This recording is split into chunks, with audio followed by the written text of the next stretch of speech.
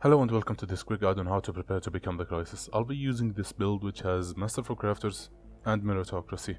We'll be also having our government ethics as Egalitarian, Militarist and Spiritualist. Spiritualist helps a lot with the Unity production and upkeep for edicts. And we'll be running Unruly, Solitary, Aquatic, Industrious and Ingenious to help with basic economy production. For the origin, we'll be using Teachers of the Shroud, as it gives psychic leaders, which have pretty big bonuses in each of their line of work. Example being, psychic admirals will have more evasion and more damage. However, if you're not in a rush or you don't want to play Spiritualist, here's a good materialist build for tech and robot production in early game, which helps a lot with the economy. As for the early game, there is not much to do besides wanting to avoid conflict and improving relations. And for traditions, I'll be using Prosperity, Supremacy and Unyielding. Supremacy is important for this as it offers more fire rate, cheaper ships and more damage to starport. Unyielding is great because you would also want to mix in some good defenses, and it makes starports extremely cheaper.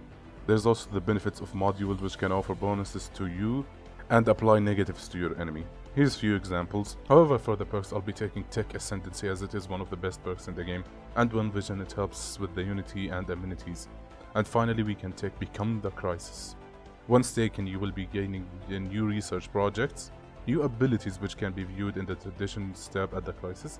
For each level, you will require objective points which are easily obtained by doing simple things, like destroying ships, having vassals, and each level gains you a special project. Once researched, it will progress you to the next level. Now that we have taken Become the Crisis perk, it's time to start doing something. At this time, you might have unlocked destroyers with possibly this tech.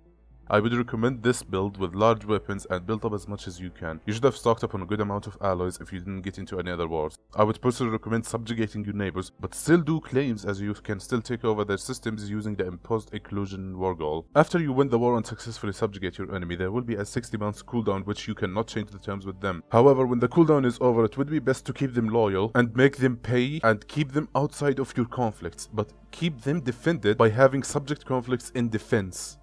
Having multiple subjects can be problematic to their loyalty, but that can be countered by grabbing Shared Destiny Ascension perk. They will no longer lose loyalty to having multiple subjects under you. The idea behind keeping them outside of conflict is because they're bad at war sometimes, and you will be sucking on their economy. As well as, if they have their borders locked to anyone, that means they cannot go through them. It's time to talk about Dark Matter. Dark Matter is extremely important to start stocking up on as soon as possible. Great Wound is one of the best ways of getting Dark Matter if it's near you.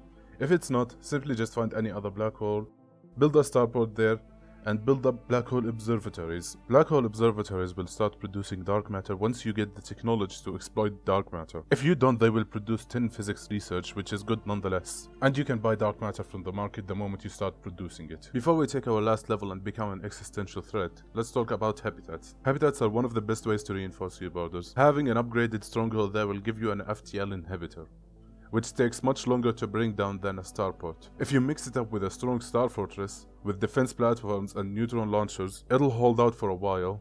Good places to have stronghold habitats at are choke points, gateways, L gateways, and wormholes. There's also the Shroud Tunnel, which I learned that the hard way myself. It was not fun. This will buy you enough time to counterattack with a proper hyperlane network or jump drives when they start attacking.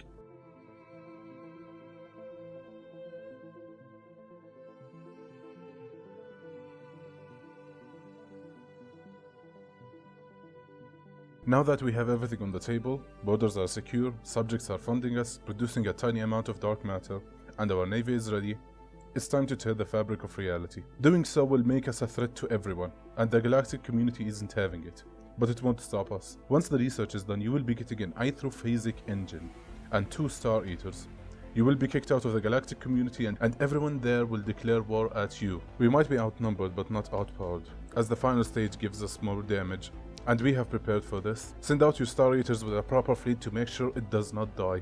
If it dies, it'll hinder us heavily. That's why I don't recommend having no retreat on. Always make sure your Star Eaters are safe. Each system destroyed will grant us 500 dark matter. We'll need 140k dark matter to fully cover the engine, but they're split in stages. Stage 1 is base. It provides us with small energy, minerals, and naval capacity. Upgrading to stage 2 will require 20k and the bonuses will be greater. Stage 3 requires 30k, stage 4 requires 40k, and the final stage requires 50k. Once you start upgrading the final stage, I would highly recommend retreating back to your empire and protecting it at all costs. You could as well keep your Star Eaters getting dark matter and sell it. But if you're set on alloys and economy, you're good. At the end there will be great damage dealt to the galaxy. And our goal is almost completed. Once the final stage is done, we just gotta click the big red button and victory is ours.